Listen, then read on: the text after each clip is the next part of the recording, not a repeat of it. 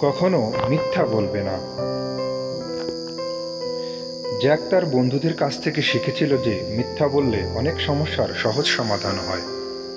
তাই জ্যাক মিথ্যা বলতে শুরু করলো এবং ছোট ছোট মিথ্যা বলে মজা পেত।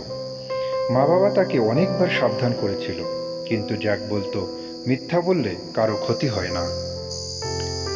একদিন জ্যাকের বাবা তাকে শিক্ষা দেওয়ার জন্য একটা উপায় বের করলেন। এক সন্ধ্যায় জ্যাক আর তার বাবা বাজার থেকে জিনিসপত্র নিয়ে আসছিল। হঠাৎ দেখলো একটি গাড়ি গিয়ে বইয়ের দোকানে ধাক্কা মারল।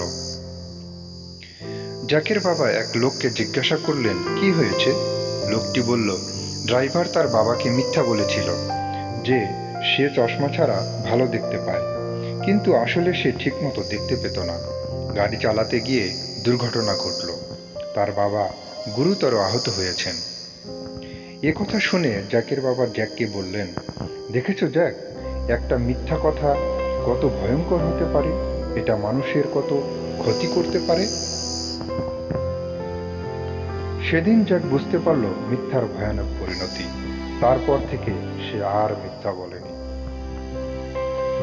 এই গল্পের শিক্ষা হলো, কখনো মিথ্যা বলবে না।